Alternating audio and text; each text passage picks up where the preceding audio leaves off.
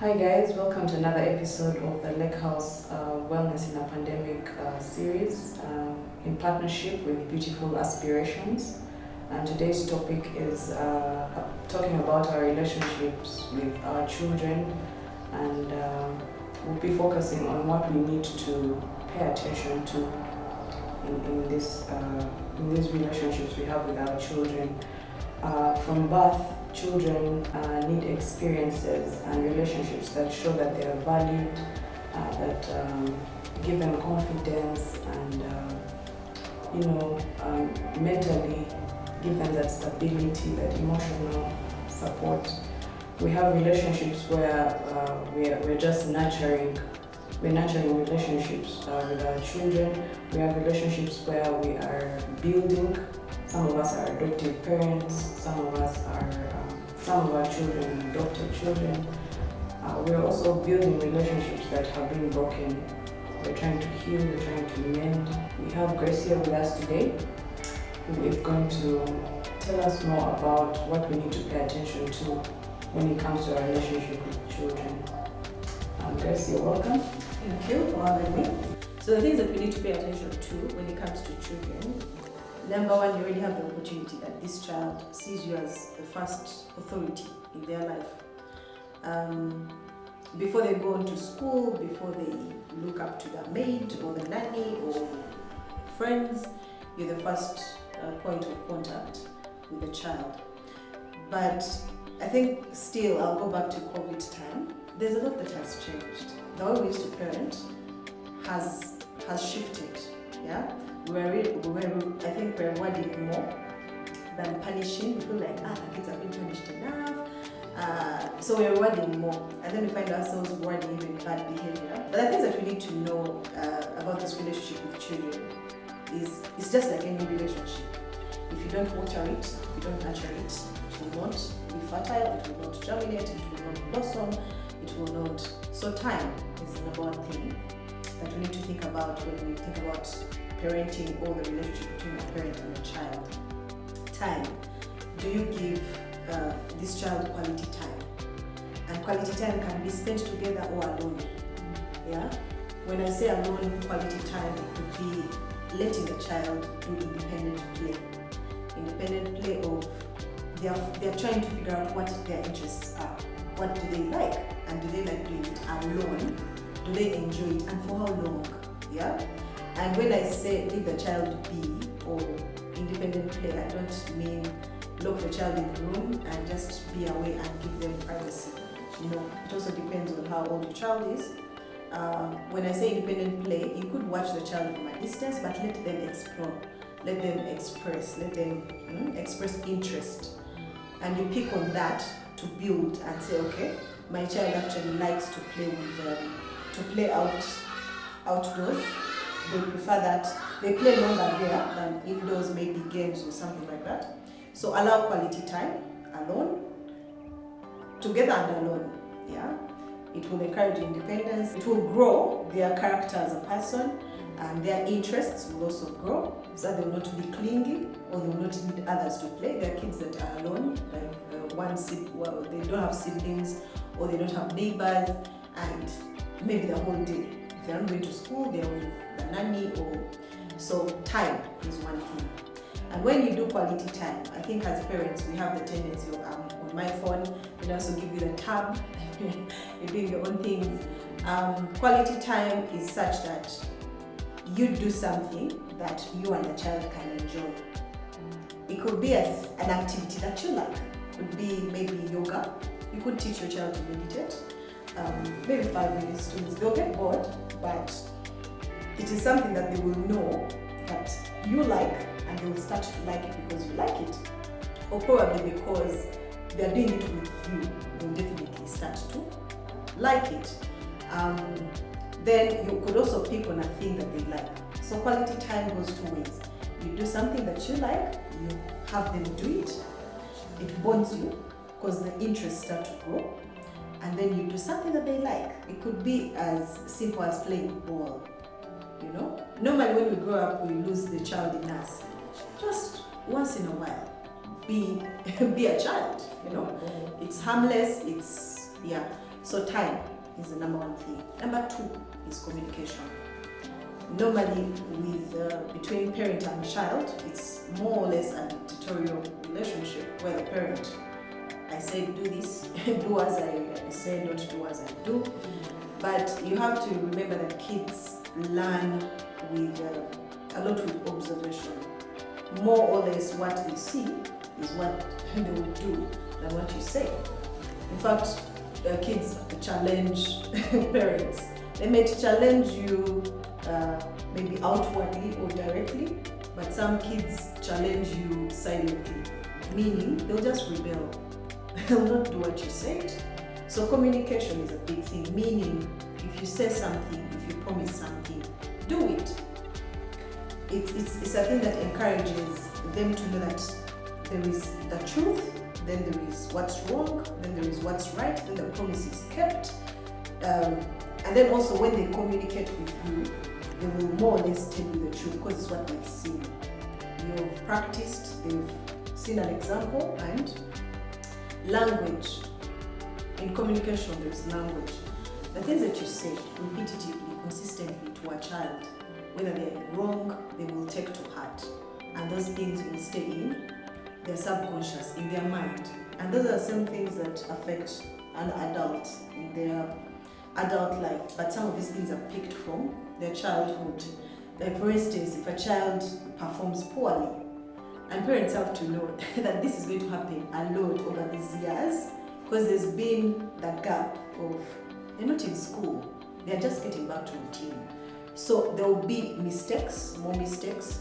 So even the tolerance has to be more. Yeah, so the language that parents use towards their kids, something like, I knew you would fail, I knew you wouldn't manage, you're good for nothing. Some of these things we say in anger, but they stay. So this child starts to build on these things and say, they remember, my mom is saying, my dad said, my auntie said. So language, time, communication, in communication, language. Number three is the relationships that we have around our children. As parents, normally we are thinking about what is good for me.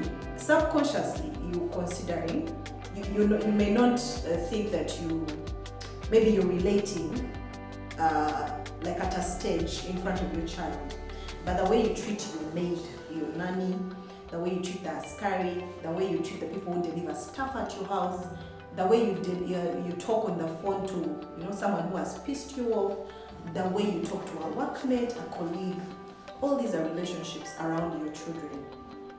Now you need to ask yourself, are these relationships creating emotional security or insecurity? Because this child will learn to relate outside you from the relationships that they've seen. What is the quality of the relationships that you have around you, and how much of that are you allowing your child to see? And that brings me to the other bit of relationships as parents between ourselves, spouses. How do we treat each other? Yeah? The definition of family tree, father, mother, then children, it has been redefined so many times that some children are not thinking that. Some children have started to think that, okay, if I have a single parent, then this is not a family. Yeah. But then what bridges that gap? It is the love that these children feel and they see. Okay?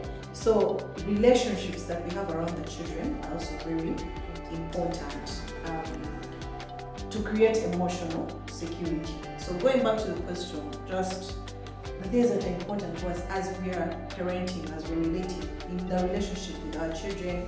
Number one is time, quality time spent alone and together. Number two is communication, being open, explaining, expressing, allowing them also to express, listening, language, and the third one is the relationships that we have around the children.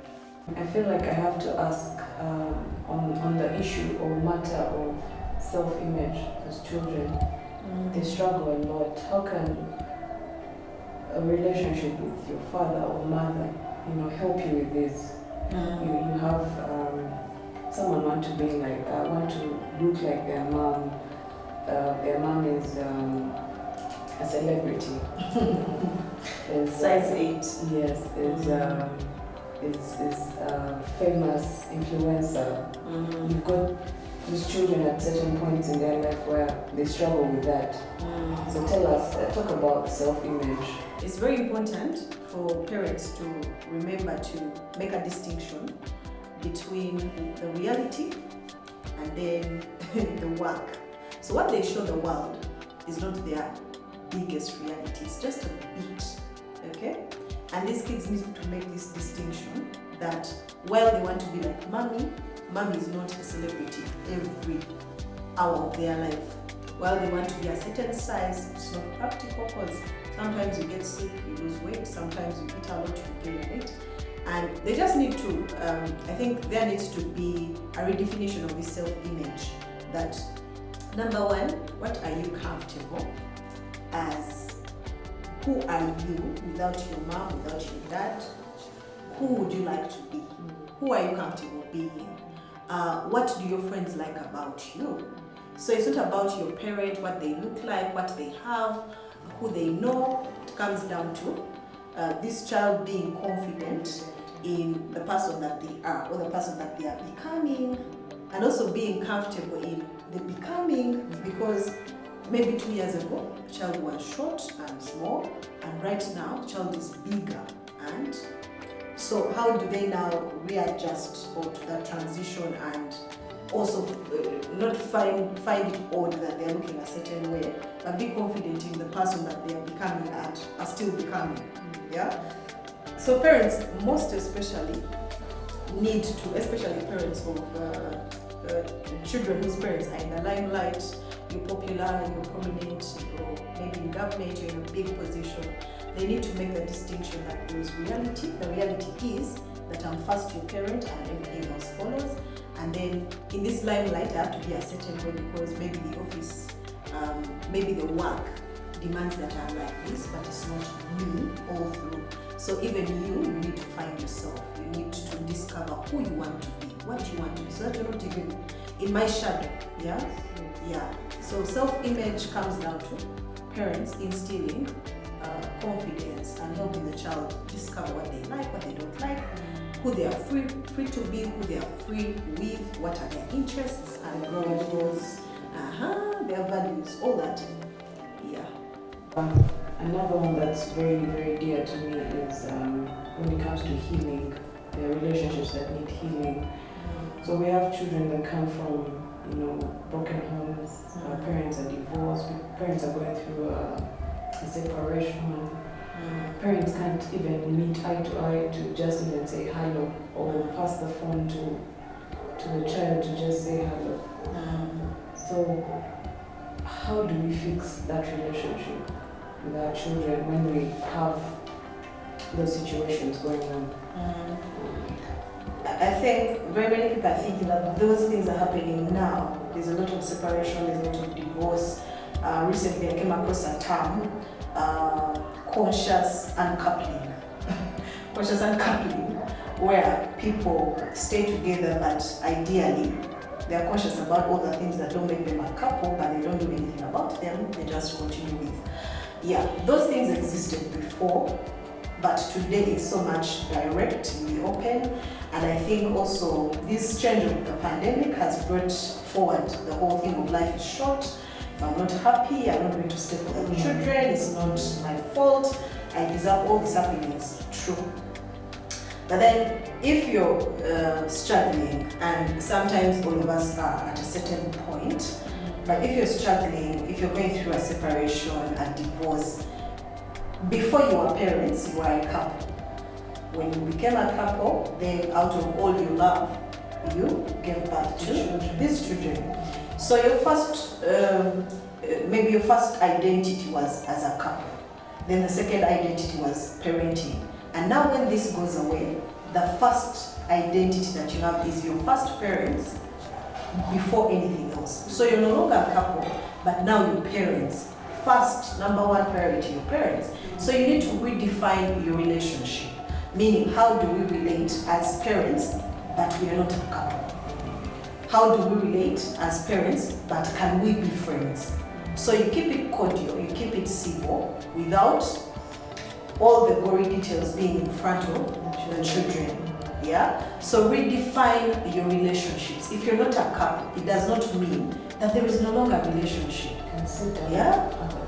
Yeah, your parents. Yeah? So what do parents do? They plan, they talk about finances, they talk about what's good for the children, which schools to attend, you know.